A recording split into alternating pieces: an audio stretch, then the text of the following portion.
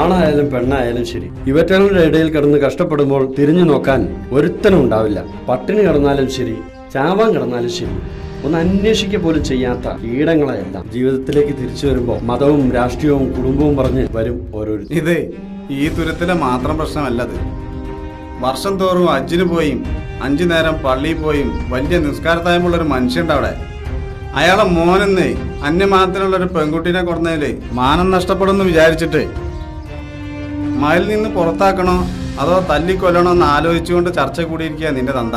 കലി ഇളകി നിൽക്കുന്ന അവിടേക്ക് ഇവിടെയും കൊണ്ട് പോകാൻ നിനക്ക് ഉദ്ദേശമുണ്ടോ?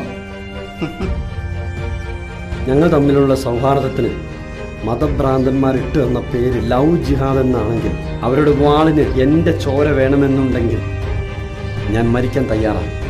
നീ വാ, ഞാൻ വീട്ടിൽ കൊണ്ടാക്കാം. ജീവിതം ഒന്നല്ലേ ഉള്ളൂ. ഇവറ്റകളുടെയൊക്കെ വാക്ക് കേട്ട് പെട്ടെന്ന് അവസാനിപ്പിക്കാനുള്ളതാണോ ജീവിതം? തല ഉയർത്തിപ്പിടിച്ച് ജീവിക്കണമെങ്കിൽ ജീവിതം ആസ്വദിച്ച് ജീവിക്കണ്ടേ? നമ്മുടെ ഈ ബന്ധത്തിന് ലവ് ജിഹാദ് എന്ന പേര് ജനം നമുക്ക് തന്നിട്ടുണ്ടെങ്കിൽ മരിക്കാനാണേലും ജീവിക്കാനാണെങ്കിലും ഈ ജിഹാദിനെ എനിക്കിഷ്ടം.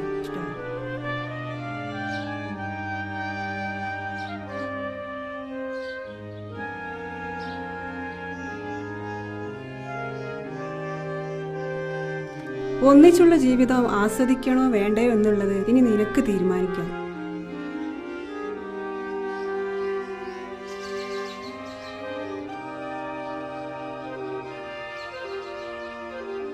കാലത്തിനൊപ്പം മാറുന്ന നമ്മുടെ മക്കളെ തിരിച്ചറിയേണ്ടത് നമ്മൾ തന്നെയാണ്. സ്നേഹം കിട്ടുന്നിടത്തേക്ക് അവർ നീങ്ങിയാൽ അവരെ കുറ്റപ്പെടുത്തിയിട്ട് കാര്യമില്ല. നമ്മൾ തന്നെയാണ് തെറ്റുകാർ. ഇത് ഈ തുരുത്തിലെ മാത്രം പ്രശ്നമല്ല. നമ്മുടെ കണ്ണുകളിൽ ഇതുപോലെയുള്ള ഒരുപാട് ജിഹാദികളെ കണ്ടുകൊണ്ടേയിരിക്കും. മതഭ്രാന്തന്മാരും രാഷ്ട്രീയ മുതലെടുപ്പുകാർ ഇതുപോലെയുള്ളവരെ ചോരക്കൊതിയോടെ കാത്തിരിക്കുന്നുണ്ടാവും. സൂക്ഷിക്കുക.